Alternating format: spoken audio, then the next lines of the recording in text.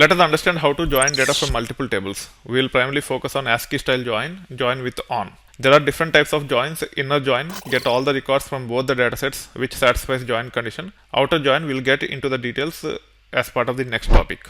The example for inner join will look like this.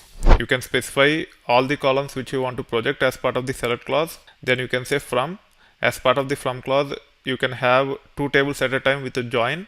In this case, we are trying to join orders and order items. We are also specifying aliases. The advantage of using these aliases is we will know to which table these columns belong to. We can also say orders.orderID, orders.orderdate, etc. But it will be too verbose. Instead, we tend to use aliases like this, and we use aliases to refer the columns in all the other clauses other than from.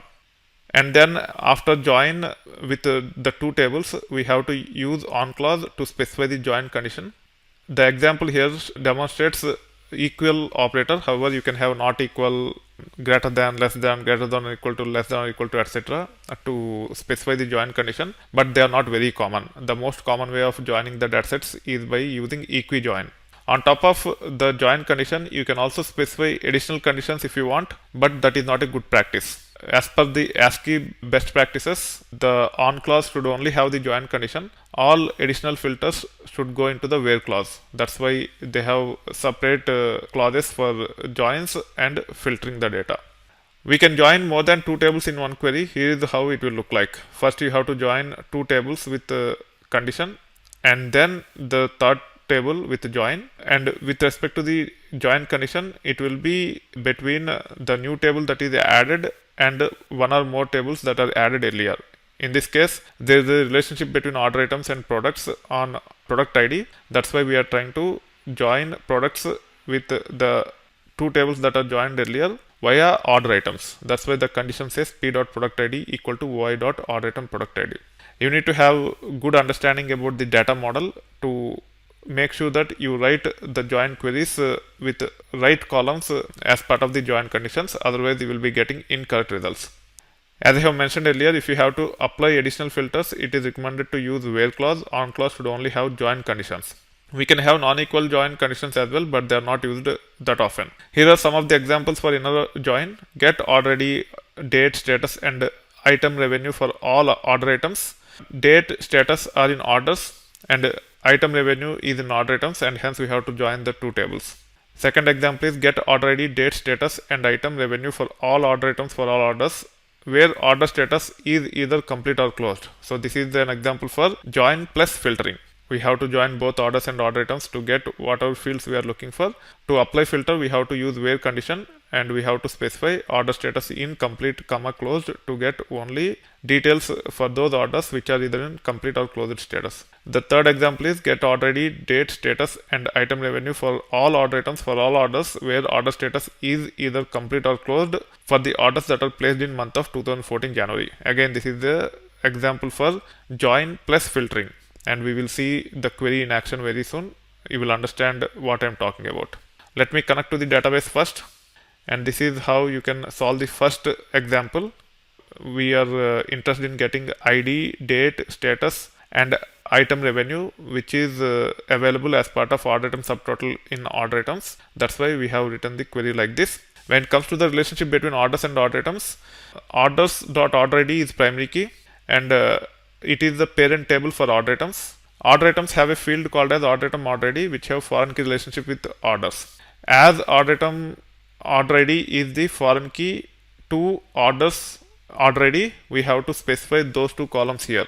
So we have to say o.order ID equal to oi.order item order ID, and then we should be able to see the results. In this case, we are seeing 10 records. Order ID, date, and status are coming from orders. When it comes to order ID, either you can say o.order ID here or oi.order item order ID. It doesn't matter. Both have same values, and you will get exact the same results. And then we got order date from orders, order status from orders, whereas the order item subtotal came from order items table.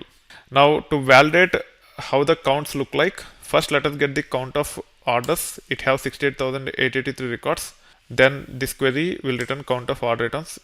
It have 172,198 records. As order items is a child table for orders, when there are no additional conditions, and when there are no null values in odd item order ID, the join count should match the count in odd items table. Now if I run this query, you will be seeing 172,198 records because odd item order ID doesn't have null values.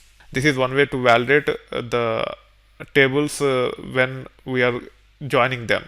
So if our child table doesn't have null values, and also if it doesn't have any other order IDs because of whatever reasons, then the counts will match if we do not specify additional where conditions.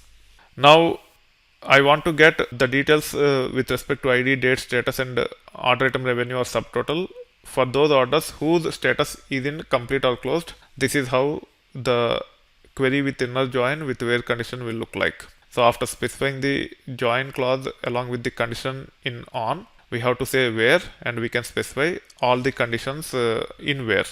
Now I should be able to run this, and I should be able to get the details with respect to those orders which are in either closed or complete status along with the order item subtotal from order items. Now if you run the count, definitely it will be less than 172,198. You can see that there are only 75,408 records in order items which belong to orders whose status is in either complete or closed.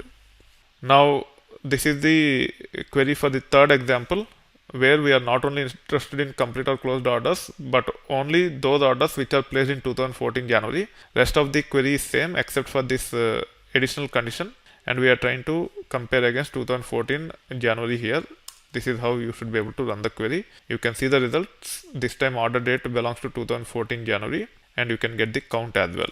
This is how you can actually perform inner join between two tables with the join condition in on clause. On top of it, if you want to apply filters, you can use where clause, and you can add filters to filter the data further after joining the datasets.